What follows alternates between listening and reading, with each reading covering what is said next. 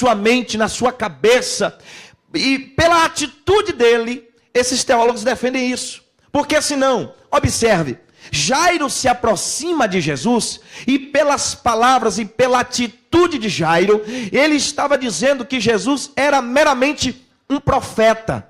Essa era a visão que Jairo tinha de Jesus. Até porque o boato que se rolava, as histórias que se contavam, era que Jesus de fato era um grande profeta que havia se levantado no meio do povo de Israel. Em Mateus capítulo 16, a partir do verso 13, a Bíblia diz que Jesus pergunta para os seus, de quem é, o que é falam o que sobre o Filho do Homem? Estão falando o que a meu respeito? E a resposta dos discípulos foi, olha, muitos dizem que tu é um grande profeta, muitos dizem que tu és o João Batista, outros dizem que tu és o Elias, e outros dizem que tu és Jeremias. Eu abro um parêntese aqui para a gente esclarecer uma coisa importante. Presta atenção aqui que o que eu vou te dizer é muito importante. Essas pessoas, esses personagens e esses profetas que foram comparados a Jesus, me quebra pelo menos um paradigma acerca da pessoa de Jesus. Porque as pessoas pensam que Jesus, pastor, era aquela pessoa mansa, era aquela pessoa simplesmente serena, era aquela pessoa que nunca levantou a voz para ninguém, era aquela pessoa que sempre tinha uma palavra doce, era aquela pessoa que não tinha firmeza nas suas palavras. E os personagens a quem Jesus é comparado eram pessoas que tinham palavra firme, eram pessoas que tinham uma postura firme, era alguém que falava assim com força, era alguém que falava com convicção. Isso quebra essa história de a gente às vezes, meu irmão, não faça isso, você está errado. Aí ele me machucou com as palavras, ele foi tão duro comigo. As pessoas que Jesus foram comparadas eram pessoas que tinham palavras firmes. Elias não era de brincadeira, João Batista nem se fala. E essas pessoas não falavam, não confrontavam as pessoas com uma conversinha fiada. Eles enfrentavam os erros, os pecados, e eles falavam de frente, e eles falavam com firmeza. E essas pessoas comparavam Jesus a um profeta. E esta era a visão que Jairo também tinha de Jesus. Até pela maneira que ele se aproxima e ele diz, Jesus, vem na minha casa, vai na minha casa, para que você possa impor as mãos sobre a minha filha e ela seja curada. Era a ideia de um profeta que fazia milagre, era uma ideia de alguém que simplesmente fazia uma oração e o milagre acontecia. Mas na verdade Jesus, ele não é simplesmente um profeta, ele é o Deus vivo que se fez carne e habitou entre nós. Porque a pergunta é, quem é Jesus para você? Quem é Jesus para você, meu irmão e minha irmã?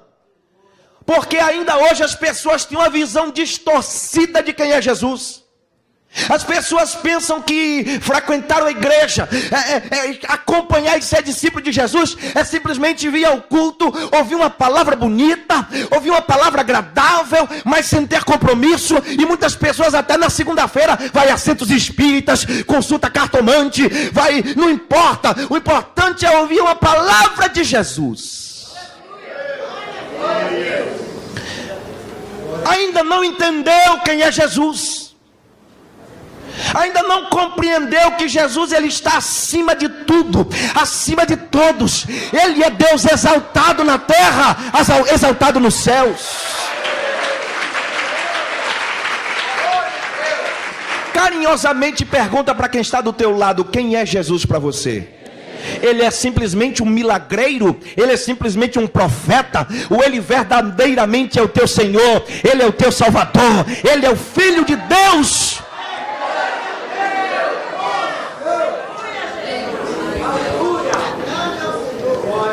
Jairo ainda não tinha noção de quem era Jesus. Imaginava ser ele um profeta. E ele estava desesperado, precisando de um milagre. 4 lições, eu quero ser breve aqui para a gente aprender nesse texto. Escuta isso, 4. Primeira lição sobre a pessoa, sobre o personagem, sobre a figura do Filho de Deus. Primeira lição: Jesus está sempre pronto a ouvir o seu clamor. Vou dizer de novo que você está desligado, você está meio temeroso de estar recebendo uma exortação, está meio borocochô. Jesus está sempre pronto para ouvir o teu clamor. Aleluia. Sempre pronto. Interessante que Jesus está sempre pronto, pastor, para atender o nosso clamor, independente de quem nós somos. Independente. Não importa se você é uma pessoa importante, não importa se você é alguém de nível, não importa se você é alguém de condição financeira, não importa se você é alguém de cultura, de conhecimento, de formação, não importa qual seja o teu sobrenome, não importa qual seja a tua conta bancária, e de repente também você é uma pessoa que o seu sobrenome não é conhecido, o seu cabelo não é um cabelo liso bonito, de repente a cor da sua pele não é a pele que agrada a maioria, mas Jesus Cristo, Ele atende o clamor do pobre, do rico, do branco, do negro, do azul, do cor de abóbora. Jesus atende o clamor de quem clama por Ele. Não importa se é o Jairo, principal da sinagoga, ou se é uma mulher desconhecida, aflita. Não importa.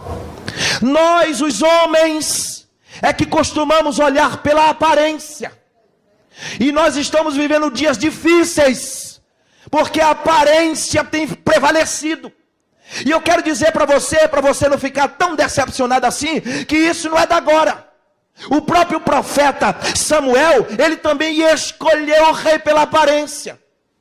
E Deus disse: olha, profeta, não é ele, não atentes para a sua altura, não atentes para a sua aparência, porque eu não estou olhando para essas coisas, eu estou olhando o coração do homem. Literalmente, literalmente Jesus, ele não faz acepção de pessoas no atendimento a um clamor.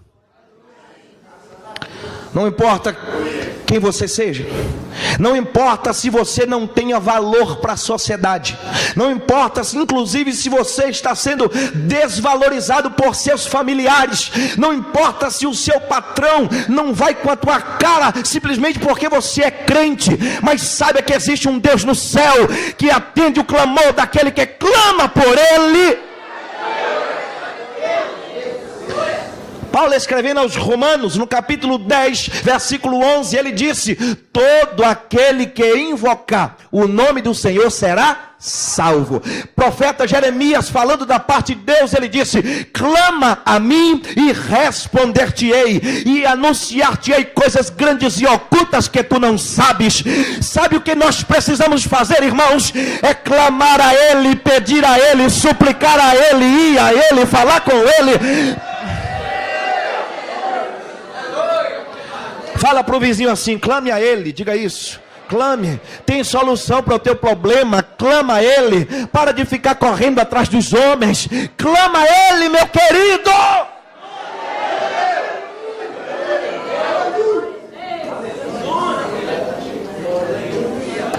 Rapidamente, segunda lição que aprendemos nesse texto. Rapidamente. Primeira lição: Jesus sempre está pronto para atender. Segunda lição: Jesus se importa comigo. Parece ser a mesma coisa, mas não é. Jesus sempre se importa comigo.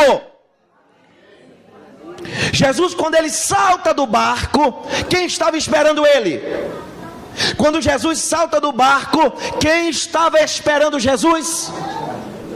Não, uma multidão. Diga comigo: uma multidão. E multidão é tudo que as pessoas querem para falar. Hoje as pessoas buscam falar para a multidão. E no entanto Jesus salta, a multidão lhe aguarda, e vem um homem pedindo clamor. Jesus disse: eu me importo com você, a multidão espera aqui um pouquinho, porque eu vou atender a uma prioridade. Em meio à multidão, saiba, e eu vou ser profeta para a sua vida. Em meio à multidão, se prepare, Jesus vai tratar a tua vida com prioridade. Se é nos dias de hoje, alguém dizia: espera aí, que eu tenho um povão aqui para falar. Aguarda aí que eu tô com esse povão. Esse povão aqui vem me ver. Aí Jesus disse: espera o povão, que eu vou atender uma prioridade. Jesus, ele se importa contigo. Jesus, ele se importa contigo. Fale com 3 pessoas aí, seja profeta. Jesus se importa com você. Em meio a essa multidão aqui, Jesus está interessado mesmo em você. Em meio a essa... Olha, é você que Jesus está interessado.